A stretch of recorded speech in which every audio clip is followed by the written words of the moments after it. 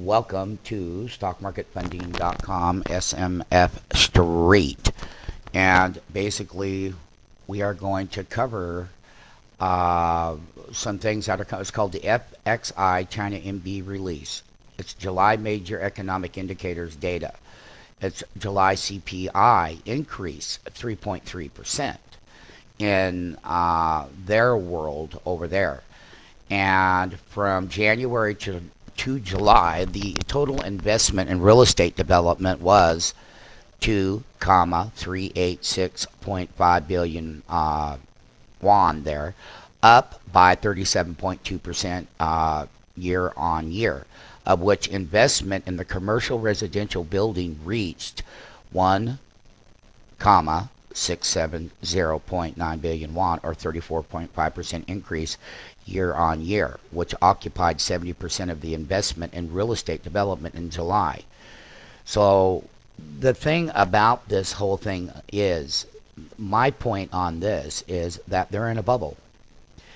And basically, as we move forward, the July National Real Estate Climate Index was 104.72 or 0.34 points lower than the previous month, while 6.71 points higher than it was the same as last year.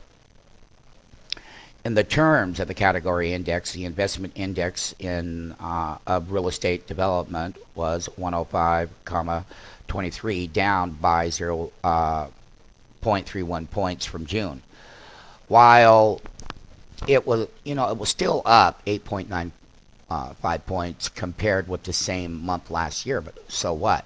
They're in a bubble.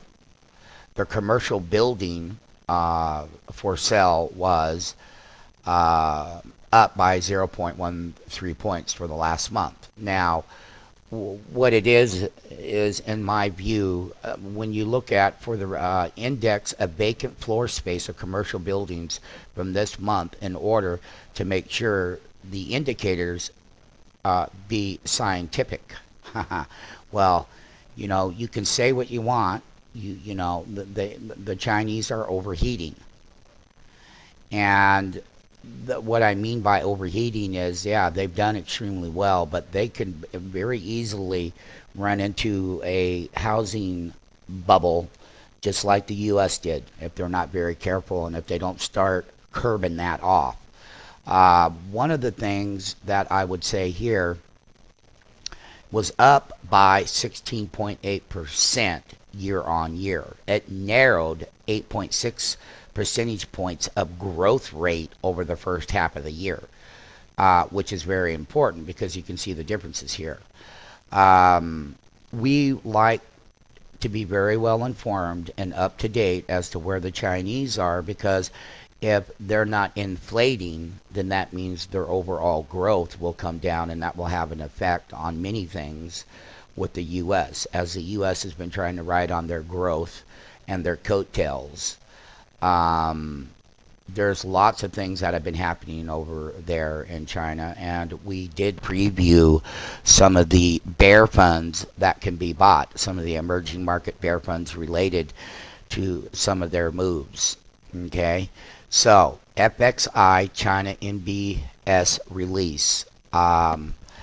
We will cover more on the subject. Right now it's 5:45 a.m.